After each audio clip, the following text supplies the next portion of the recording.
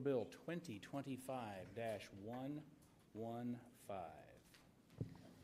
Council Bill 2025-115, a special ordinance authorizing the City of Springfield, Missouri to enter into an agreement with David Cameron for the purpose of employing him as city manager, authorizing payment of salary and benefits in accordance with the provisions of said agreement, and authorizing the mayor to execute the same by and on behalf of the City of Springfield. Good evening. Mayor Jordan Paul, City Attorney. As you all know, the city's been engaged in an executive search for its next city manager following the resignation of Mr. Jason Gage earlier this year. This council bill authorizes the city to enter into an employment agreement with Mr. David Cameron for the purpose of serving as Springfield's next city manager. Are there questions of staff? Councilmember Horton. I'll actually wait until it's time for council comments. I would just like to be the first to make some comments there. Do you have a question? Okay, no questions. Are there any scheduled speakers? Yes, sir. Aaron D'Anastasio.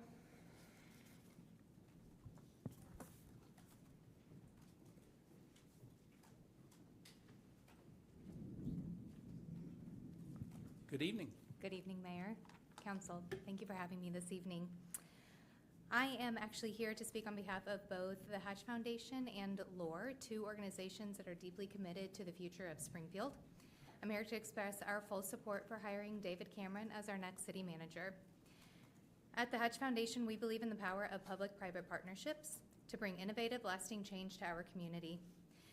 We see David as a true advocate for these kinds of partnerships. His leadership style and vision would not only help Springfield become more open for business, but also deliver quality of life improvements that make our city more attractive for residents, visitors, entrepreneurs, and investors alike. From LORE's perspective, which represents regional leaders from the private sector specifically, we know that solving Springfield's biggest problems is going to take collaboration. Regionalism is not just a buzzword, it is a strategy that works, as David Cameron has experienced firsthand with his time in Northwest Arkansas. We need someone who understands that government and the private sector need to be rowing in the same direction. David's track record and skill sets are well aligned with promoting the regional collaboration essential for the success of LORE's strategic initiatives, and we're confident that David will not just cooperate, but actually help us lead in that effort. Some LORE board members have actually already worked with David with his consulting. Their feedback has been clear and consistent that David is a strong, courageous, and empowering leader, that he's the kind of person who listens, brings people together, empowers individuals, and doesn't shy away from tough decisions when they're necessary. At a time when Springfield needs to be stepping boldly into its next chapter, we need leadership that is positive, forward-thinking, and rooted in the true belief of our community, and we believe that David Cameron represents that kind of leadership. So I hope that you will consider his record, his vision, and the broad base of support he already has in both the public and private sector. Springfield is ready to step in this next direction, and David is the right person to take that lead. Thank you again for your time, and thank you for your dedication during this leadership transition. Thank you very much. Are there questions of the speaker? Seeing none, thank you very much for your time. Next speaker. Jamie Tressel.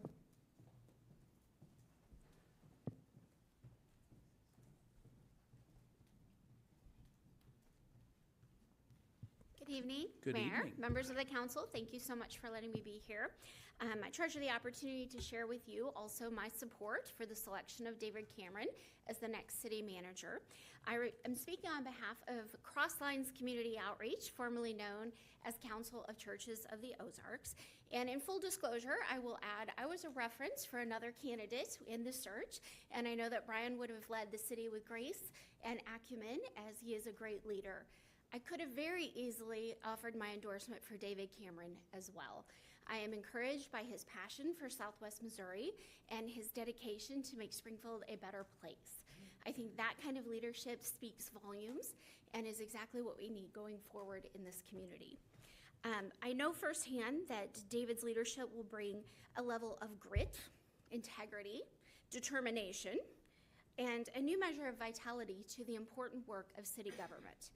And I believe we, as residents and community leaders, have a role to play in both supporting and holding him accountable as he steps into this important position. I want to express my support and encouragement for David's success, for his leadership, for the well-being of city staff, and for the future of Springfield. When our city manager succeeds, our city succeeds. We've been waiting for the announcement of a new city manager since last year. I believe that the community is more than ready to embrace a new leader going forward and march forward into our future as a community. While I myself have never been mistaken for an athlete, go Bears, I will echo something I've heard at many, many athletic events as a devoted sports mom. Springfield, let's go! Thank you. Thank you very much. Are there questions of the speaker? Thank you very much for your time. Next speaker, please.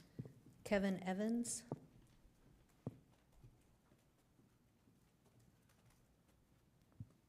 Good evening. Welcome. Good evening. Good evening, Mayor. Good evening, Council. I can't make this a trifecta. I have to say that I am opposed to this idea or this decision. First of all, I think it was a mistake to have the council as constituted from the previous, before the last election, make the selection of the 3 finalists for this hire, and then leaving you with just the 3 finalists to pick from. I don't think that's a fair operation when you guys are going to be responsible for the actions of the city manager. That's my first thing. Actually, I should say my name's Kevin Evans. I live at 953 East Linwood Drive, just a block south from Phelps Grove. Great neighborhood, and I love Springfield and go Bears. I'm a professor of geology at Missouri State University, too. I think that with that in mind, to select 2 candidates that come from Greene County is a little short-sighted. And especially since this candidate has experience with Siloam Springs, Arkansas, and also Republic. Those are not comparable cities to Springfield, unless they're hiding the population somewhere. With that in mind, with those neither being comparable to what we have in Springfield, we're not even aware if this was a unanimous decision or not. With these number of people, we should have a unanimous decision for who gets selected as city manager. And so in my opinion, this should be a failed search and you should start all over again. I know you had 75 candidates originally, but it would be good to rehash and open this up for more candidates that may successfully apply to the city. So why the rush? If it was stated that there shouldn't be a rush in selecting a city manager, why rush now? With that in mind, if I were to title what I want to tell you tonight, I would say saddle time is very important. And so with only 2 cities and experience in 2 cities, I don't know that that's really quite good enough. And also a couple of things that were released with the press is the 2 things that kind of frightened me as a neighborhoods advocate. Number 1 was that he has a disruptive management style. And if you look anywhere on Google about what disruptive management style means, you'll see some of the negatives listed in that. It can have some positive effects. It can also have some negative effects. And so, in other words, we don't want it to be, it's my way or the highway. The other thing that concerned me was there was an emphasis on fast-tracking bills, and I don't think that that's necessarily a good thing, too. This is supposed to be a contemplative body for our city government, and so we really need to take the time to study these sort of problems.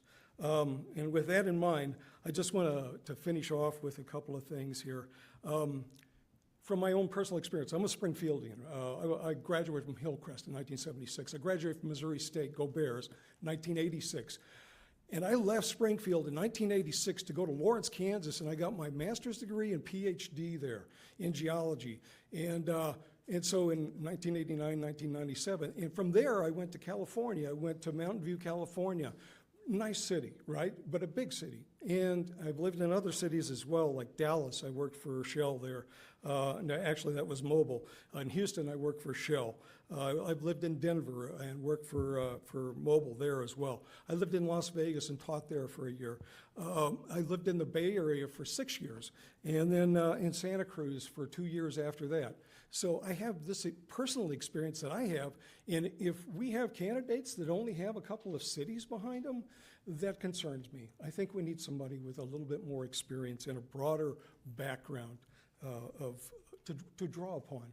In other words, I want to find a candidate that is innovative and with fresh ideas. And so if 2 of the 3 finalists for this search came from Greene County, I'm a little concerned that we don't get that. So that's my issues. I do not know Mr. Cameron personally, and I did not attend any of the roundtables. I don't think I was available at the time. But other than that, the city has a black hole, essentially. It has a gravity to it that draws people back. So even after going to the Bay Area, I came back here in 2001 when many of us made decisions to what to do with our lives. And so when I came back here, I started looking at books like by Jeff Speck and a whole bunch of other things. And I educated myself on city issues. And I'm not seeing that, you know, so there needs to be a reading list for all the people on council, as well as all the staff as well. I've got that list. Thank you very want it. much for your comments. Am I out of time here? You're I'm out of sorry time, for that. yes. Thank you. Are there questions of the speaker from council? Seeing none, Thank thank you you. so much. Bob Helm.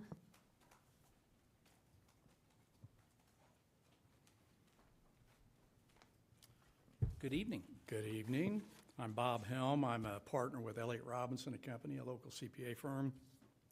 I also currently serve as the chairman of the board of Springfield Area Chamber of Commerce. Mayor, council members, thanks for the opportunity to speak to you tonight. I appreciate the extra time that all of you have put into the search for the city manager. I'm not sure the world understands the sacrifice of personal time it takes to do these things and the importance of it. So with that, I do thank you for the time of investment that you put into this. Our family moved here to Springfield, Missouri in 1971. My father transplanted us from Kansas City, and we moved to this godforsaken place called Springfield, Missouri. Well, if you do the math, I've been here a really long time. Graduate of Kickapoo High School in 1976. We opened the school when we moved here. Graduate of Missouri State, which was SMS at the time, in 1980. So I've been here a long time. I've served for many charitable organizations, currently the chair of the chamber. I love Springfield and everything about it. I've been here a long time, and I've got no plans to go anywhere else. I was fortunate enough to be a part of the process. I was interviewed by your search team, had the opportunity to do that. Very much enjoyed the opportunity to share my thoughts of what I thought our city manager needed to be and what we were lacking in, so I appreciated that. Then I got to follow that up by spending time with all 3 candidates. I got a couple of us from the chamber got about 20 minutes each to, I don't know whether it's an interview or what you can do in 20 minutes, but I appreciated getting the opportunity to talk to all 3. I thought your finalists were all 3 very outstanding people. They all were qualified. They had the experience that you need. They were passionate about what they do, and they love city government, and that's what we need.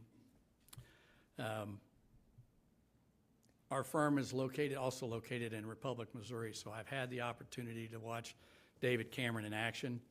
We've been in that city since 2015, so I've watched the progressiveness that's taken place of the city of Republic and what it's done and what it's grown to be. Now, that has lots of positive and negatives attached to it, as I'm sure you're all very aware. But the citizens of Republic are better today, in my opinion, than what they were prior to his time there. And we have a staff of 8 people out there, and they all live in Republic and have very positive things to say. David has probably stepped on a few toes along the way. It would be impossible unrealistic to think that you would be able to make everybody happy in the process of doing your job. And I'm confident all of you totally understand that sitting on the city council. His leadership style is bold. He operates with confidence and has become a great problem solver, and has also been very responsive to those who have approached him along the way. The city manager plays a critical role in our community for the people that call this their home, and the businesses and organizations that they all work for. They have to be a good decisions maker, accountable to the council, building a staff around them that look forward to not settling for the status quo. That's why I believe that David Cameron for city council, that's why I believe David Cameron is the right choice for city manager for Springfield. Again, I want to thank all of you for the time you've invested along the way, and I do want to voice my support for the selection of David Cameron for our next city manager. Thank you. Thank you. Are there questions for this speaker? Thank you, sir. Are there other speakers? Alan Kunkel.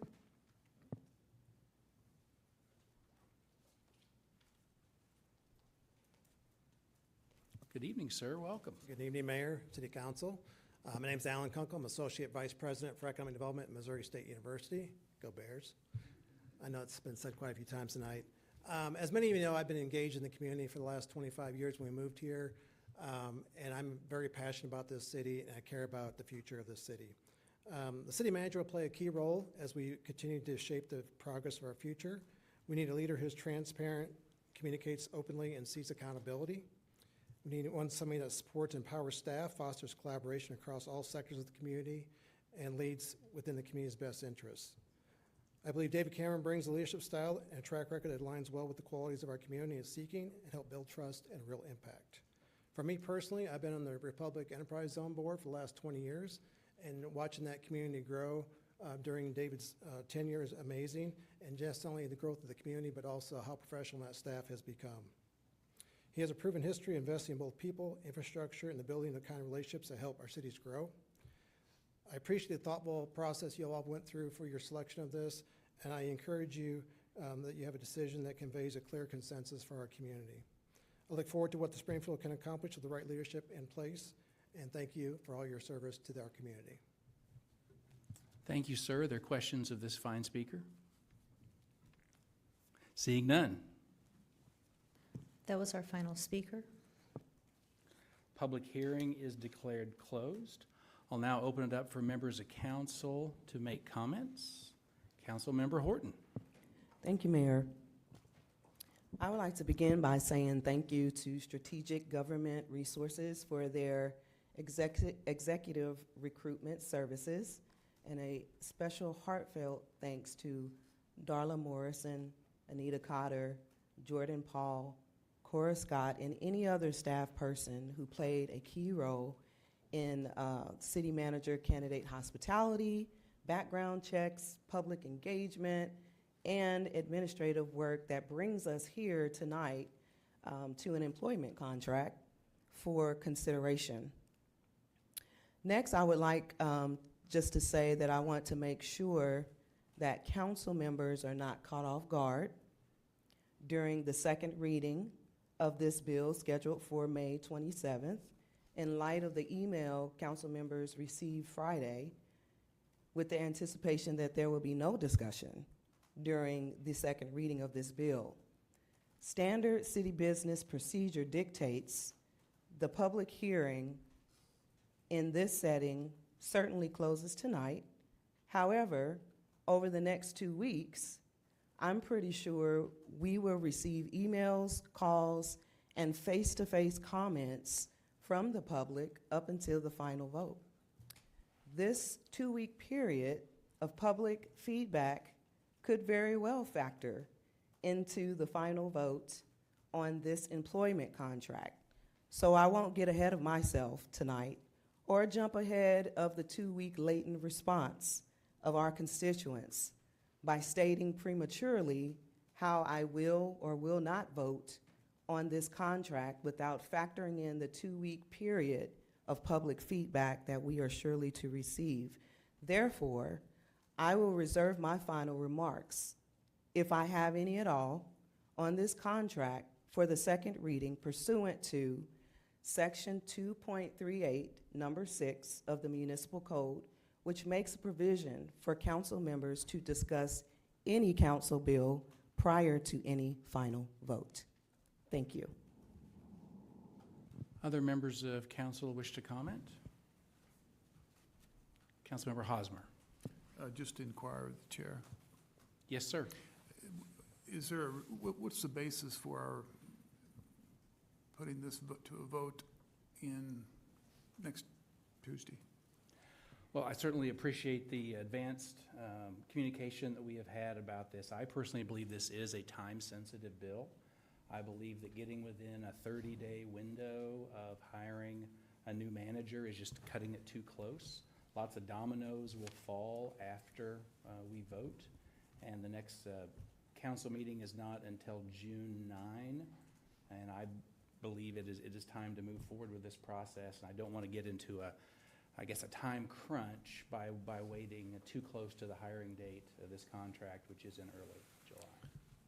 But the contract wouldn't, Mr. Cameron, even if passed, wouldn't go into effect until July 7, or he wouldn't take a position until July 7. So I don't understand why we're deviating from our normal practice of waiting to doing, just like we did every other bill tonight for June 9. Thank you. I appreciate your differing opinion, but that's how I've set it up. Is May 27. But is that on the basis of an emergency situation? Again, I refer back to my previous comment. I do believe it is time sensitive. In what way? I don't want to get into a 30-day window before someone is hired. Lots of dominoes have to fall, as I said. I don't want to get us in a time crunch with the hiring of the city manager. Well, I guess then, I just think when we do things differently than we normally do, I think we set up Mr. Cameron for people to be thinking there's some sort of conspiracy, some sort of reason to push this through faster than the normal bill has to go through. We have historically, I've been on council 12 years, and I've never seen a bill put in through this way unless there's an emergency, unless there's some other reason why we have to go faster than normal. I think this is an important decision, and frankly, I think Mr. Cameron's tenure is going to be marred by the fact that we've put this in a different way than normal protocol suggests, and that we've historically always done. And so again, I think it's something that should be debated. I think it's something that people should have an opportunity to hear, to be at, as the public has been at tonight. And I think it's hard for the public to come to a lunch meeting. And I just think, I don't understand the process and why we would be changing our process in this particular bill when every other bill we put on the agenda tonight goes to June 9 and votes. Thank you. Thank you. Councilmember Jensen. Yes, thank you, Mr. Mayor. While I will respect whatever direction or whatever path this council takes in terms of discussing this contract, I did want to offer my own thoughts first by providing some context, which is when we went into this process, a part of my goal was recognizing that our community we're sort of on this threshold of thinking of ourselves as a big town, but really we are a small city with city problems. And so as we were discussing the way to move this forward and the ideal type of candidate, for me, it was critically important that we, through the recruitment process, ended up with somebody that has experience navigating those complex social and infrastructure problems that only exist within large metros that have historic parts of their community. And that was why I agreed to set the salary at the amount that we did in order to recruit an individual from those larger communities to bring that skill set here and allow us to really overcome some of the things standing in our way so we can become the absolute best version of our city that we could. And my understanding throughout this process was a willingness, if at the end of it we didn't end up with that candidate, that we would go back to the drawing board and say, we need to make sure that we get this right for our community. After going through a very extensive recruitment and public engagement process, We've heard from a lot of voices. As Councilwoman Horton noted, I've had voices coming at me for quite a while. I'm not sure those narratives are going to change over the next 2 weeks. And so I wanted to first start by recognizing the concerns that have been voiced by members of the community and in which I see value, because there's been a lot said. Not all of it is true, but there are a couple that I really want to make sure we're aware of as a body. The first is a major concern that the lack of neighborhood support for this candidate will deepen the already prevalent belief that the city only listens to one viewpoint. I'm not sure that that's true, but perception and reality are very different things. The inability to pull the entire community together around this candidate, I think, serves to further emphasize that division that already exists within our community, even though it doesn't need to. The second, and probably the more prevalent, as was noted by Mr. Evans earlier, is the concern that disruptive leadership can serve as a double-edged sword. It has the opportunity to create really transformative change, efficient and effective processes in government, but it also has the opportunity to significantly demoralize staff and result in worse outcomes than what you went into previously. And I think the difference from my understanding of disruptive leadership is the person who's implementing it, and whether they take the time to learn both the process and the people of an organization, both to understand truly what they're modifying, as well as to get buy-in from all those levels of staff, because that change will not be effective and will not result in meaningful change unless you're able to bring all of the organization along with that idea. So those are the two concerns that I think have risen to the top that I want to make sure folks see represented in this body, in this discussion, and in this vote. Because it is my professional belief that a well-functioning government, one in which folks can look to with trust and with transparency and belief that government is doing what it should be doing, is when they can look to us as a public body and see their own voice, whatever it may be, in a city of 170,000 people. They need to be able to see their voice and their concern reflected in this body. And so I think it's important to elevate that tonight.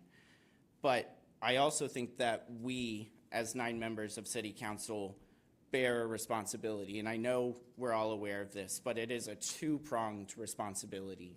The first is we must make sure that we are providing oversight and maintaining accountability of whoever is in this position. I don't know if I used the right who or whom, but we have to provide that oversight. But there's a second part of that, which is we, whatever this decision will be on May 27th or whenever it is, have a responsibility to make sure that we are making absolutely certain that the person in this position has every support from us to be successful, because we cannot restart this process without further deepening divides in our community. So, in recognition of that, and recognizing that we likely would not be to this point if it wasn't going to happen, I want to recognize some of the strengths of this candidate that I have seen throughout this process and that do give me hope, despite those concerns that I have. Ms. Trussell noted this whenever she talked about grit and integrity.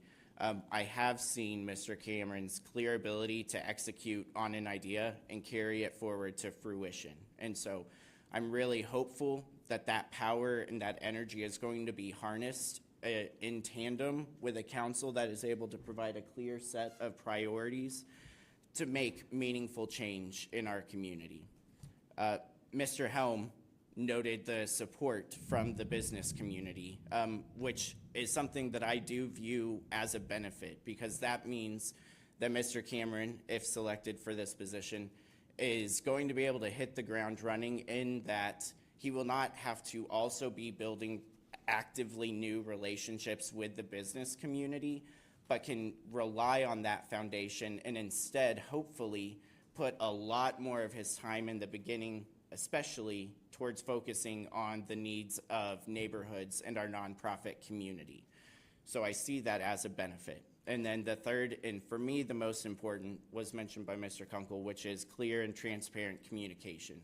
I have seen throughout this process that Mr. Cameron will say what's on his mind and will tell you straight. And I appreciate that, because sometimes there's not enough of that in government. And so I think it's something our society is desperately hungry for.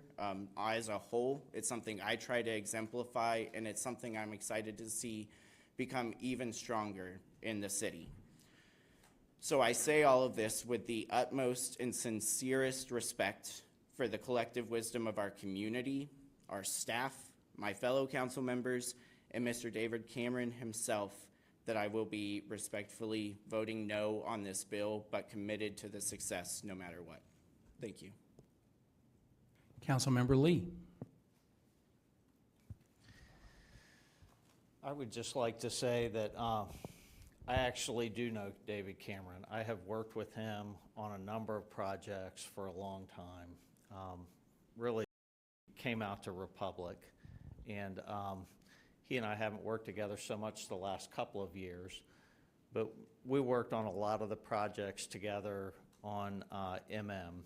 And as a part of that, I got to see real collaboration with public-private partnerships. I got to see it with state agencies, with federal agencies, and I think that same collaborative effort that I witnessed firsthand over a number of years repeatedly will be the same collaborative effort that will work with our neighborhoods and with our nonprofits and other people. I see, I don't see an issue, I don't see issues with David or his leadership style. My biggest concern is our divided council. You brought up a number of concerns, and I share quite a few of those, but one of the things I will tell you is having a different candidate doesn't mean we're going to get a different solution 6 months from now. The differences of opinion that have been expressed here tonight are real. And so if we go down the path and then we just have the same issue, we have people that want different leaders. And so as somebody who's seen the collaborative effort, and as somebody who's seen the integrity in this particular candidate firsthand, I absolutely support David, and I'm looking forward to seeing what we can do together, what this body can do to come together and provide priorities, and I'm looking forward to seeing what David can do to implement them. Thank you. Carol. I have about 4 paragraphs here to read, but I feel like that's not, I just need to talk how I feel. And I am lucky enough to get to know David Cameron, have got to work with him, got to go on community leadership visits with him. And I got to hear him speak last Tuesday. And out of all the times I've heard him speak, heard him talk about things happening in our community, it was last Tuesday that really, really grasped me. And he spoke, there were about 250 people in the room, and he was extremely vulnerable and raw and talked about mental health and talked about the people who helped him get to where he is. Never once did I hear him say the word I. It was about the team that surrounded him, and it was about how they empower him and how he empowers others. I loved seeing that side of him. Pair that with his leadership capabilities. We have such an incredible staff in the city of Springfield. And to have that incredible staff, they need to be empowered to make decisions. And I believe that David is collaborative, he's efficient, he's effective, solutions-oriented. He holds himself and others accountable. And that's what I'm looking for in a leader, someone who'll bring others to the table. I'm excited. I'm excited for everything that we have going on in Springfield right now with our Citizens Advisory Council getting ready to start meeting, with Jordan Creek, with all these exciting things. I think this is exactly what we need in Springfield right now, and I am more than happy to give my support to David Cameron, and I can't wait to work together and go Springfield. Let's go. Adi Yazdi. So I'll try not to repeat some of the things that have been said here tonight. I had a few paragraphs myself that I'm just going to go through and paraphrase a few things here. But first, I wanted to say, during my campaign for city council, I was asked several times, how do you feel about the city manager selection process? And my comment always was, hey, if the current council, the now past council, wanted to select somebody and they found the right person at the right time and wanted to seize the opportunity, I'm perfectly fine with that happening before I came on council. So from that perspective, we got to a point where we got towards the end of the campaign, and on election day, the very next day, the 3 candidates were announced. That was completely out of the blue for me, right? None of the previous work, none of the previous candidates, none of the previous deliberations or conversations were even made public. And so from a candidate's perspective who thought really, I didn't know what was going on. I know the window for applications had opened at one point and maybe had closed at one point, but that's all I really knew. So having that hit me the day after the election was a pretty big surprise. And then, after that, then I started looking into them and noting, as Mr. Jensen, Councilman Jensen noted, that we amplified the salary to the point where we really wanted to get somebody from a larger potential metro area that could really see Springfield as their next step in their career, and solve some of the issues that we've been dealing with as a small city. And interestingly, we ended up with 3 candidates, each had a solid strength, and each sort of came with a bit of question or either a weakness or maybe a risk. And I kind of feel like we sold ourselves a little short at this point. Some of the folks that have been here that talk about knowing David Cameron, even folks on council here, I respect that. I don't know him that well. I had a couple of interactions, a lunch, and a couple of interviews, but I just don't know him that well. So I can't have those same convictions that everybody else seems to have.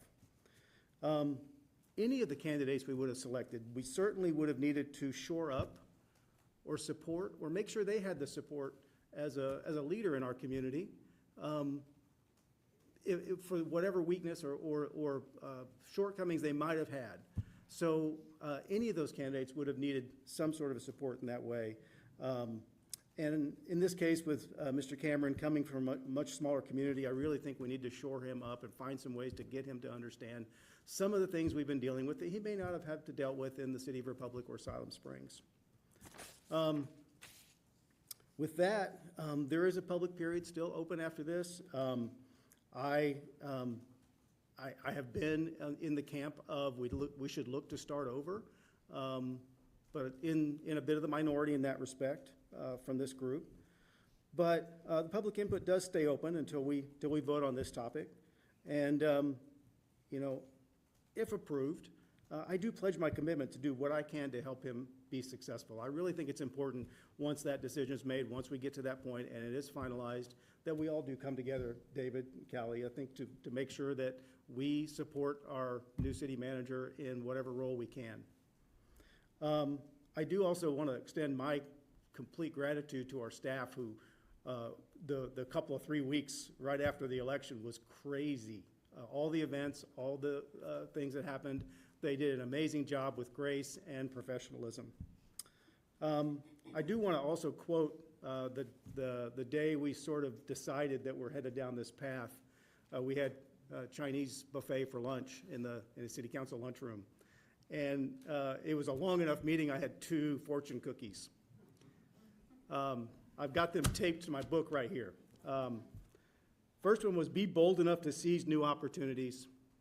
But the second one was always hope for the best. And I feel like that's kind of where we are tonight. Thank you. Other comments of council? I'll just take a moment.